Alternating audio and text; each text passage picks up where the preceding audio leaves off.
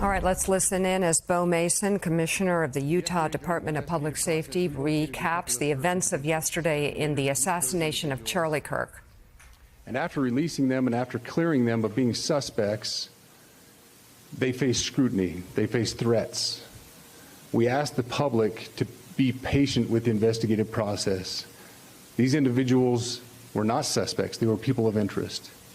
We ask that you do not impose into those people and that investigative process. They don't deserve that harassment for being subject to that. I'd like to thank all the investigators that are involved in this. They have worked around the clock.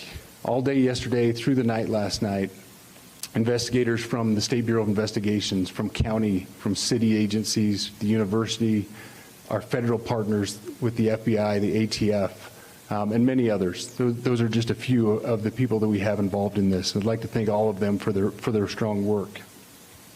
Through all that work last night, we were able to make a few breakthroughs. We were able to track the movements of the shooter. Starting at 11:52 a.m., this subject arrived on campus, shortly away from campus. We have tracked his movements onto the campus, through the stairwells, up to the roof, across the roof to a shooting location. After the shooting, we were able to track his movements as he moved to the other side of the building, jumped off of the building, and fled off of the campus and into a neighborhood. Our investigators have worked through those neighborhoods, contacting anybody they can with doorbell cameras, witnesses, and have thoroughly worked through those communities, trying to identify any leads. We do have good video footage of this individual. We are not going to release that at this time. We are working through some technologies and some ways to identify this individual. If we are unsuccessful, we will reach out to you as the media and we will push that publicly to help us identify them. But we are confident in our abilities right now, and we would like to move forward in a manner that keeps everyone safe and moves this process appropriately. Last night I communicated with Erica. The family's devastated. As a Commissioner of Public Safety, as a father, as a husband, I can only imagine what that family's going through. The heinous event that happened yesterday is not Utah. This is not what we're known for. Over the past several weeks, we've seen this state come together to help families in mourning, come together as a community to show what Utah is known for a state of character, of service, of camaraderie, of a neighboring feel. We will not stand for what happened yesterday. We are exhausting every lead. We have every officer invested in this, every investigator, every local agency. The outpouring of support from the law enforcement community has been astounding. We are investing everything we have into this, and we will catch this individual. Having walked through the crime scene, through the hallways of this school, through the classrooms, I can't imagine what the people on scene felt as well. A horrific event where some of them barricaded in classrooms, some of them ran in fear. Can't overstate the tragedy and the horrific event that yesterday was, and how we will work to bring to justice the actions of one individual or any other individuals that assisted in that. Our state has gone through a lot, and we will come out successful. With that, I'll turn the time over to Special Agent Bowles in charge. Good morning. My name is Robert Bowles, and I am the Special Agent in charge of the Salt Lake Field Office. Following yesterday's tragic shooting of Charlie Kirk, FBI agents have been working around the clock in coordination with our law enforcement partners. We are and will continue to work nonstop until we find the person that has committed this heinous crime and find out why they did it. This morning I can tell you that we have recovered what we believe is the weapon that was used in yesterday's shooting. It is a high-powered bolt-action rifle. That rifle was recovered in a wooded area where the shooter had fled. The FBI laboratory will be analyzing this weapon. Investigators have also collected footwear impression, a palm print, and forearm imprints for analysis.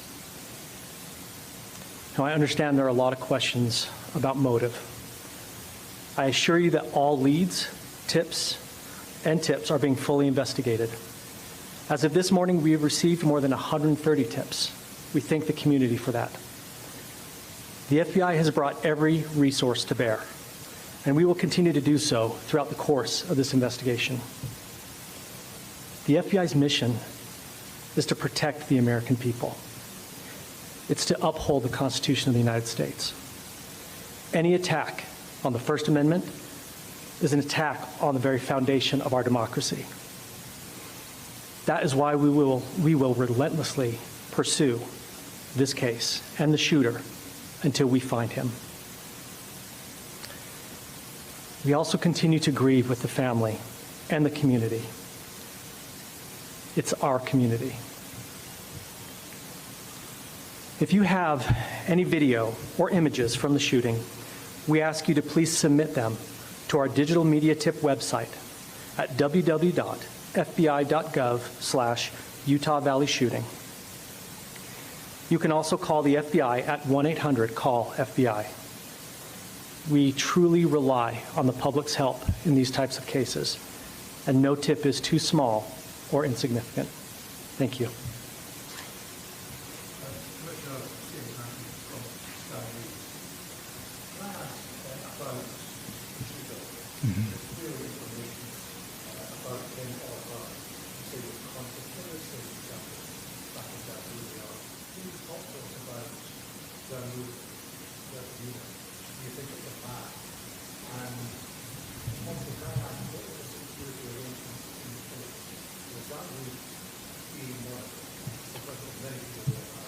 Absolutely. So what I'll release about the suspect is suspect blended in well with a college institution. And we're not releasing many details right now, and we will soon. But right now we're not. But that individual appears to be of college age. We are confident in our abilities to track that individual. If we're unsuccessful in identifying them immediately, we will reach out for the public's help and the media's help in pushing those photos. That was a new development overnight, working through the night, studying those cameras. So that's something that's new and that we're working through right now. As far as the security, I cannot speak to that. Neither the Department of Public Safety nor the Federal Bureau of Investigation was involved in the planning or security of this event, and that'll have to be a question later for other agencies.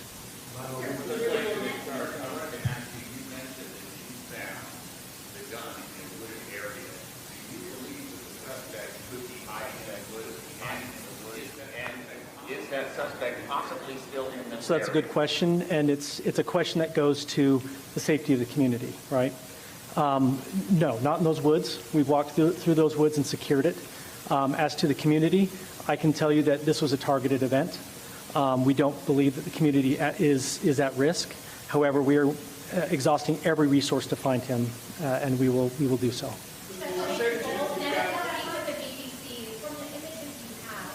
You have, can you see clearly the suspect's face? You say he was college age. Do you believe he was from this university? And how far do you think he may have gone in this time? So I can't comment specifically on his face or any details such as that, as it's continuing to be a part of the investigation. And again, we'll release that shortly. However, we're doing everything we can to find him, and we're not sure how far he has gone yet, but we will do our best. A clear image of his face? We have images of the suspect. Can you trace the gun's owner? that you've been able to recover, do you believe you know who this person is, the person that you're looking for? Again, as part of the investigation, we're not releasing any details such as that right now. We are exhausting all of our resources to be able to collect those, but that's, again, part of the investigation. Have you been able to trace back the owner of the gun? Excuse me? You said you found the weapon. Have you been able to trace back the owner of that weapon or who purchased it? We are part of the investigation that I can't release. There's been a lot of turnover at the FBI. Do you think that's impacting the investigation? Complete and total support from everyone from the director on down, and it's been an incredible supportive environment so far. Our tweet to everyone yesterday useful, though, where we announced that there's a suspect. All I can say is that we're working the investigation the best we have with the environment we're given. So thank you.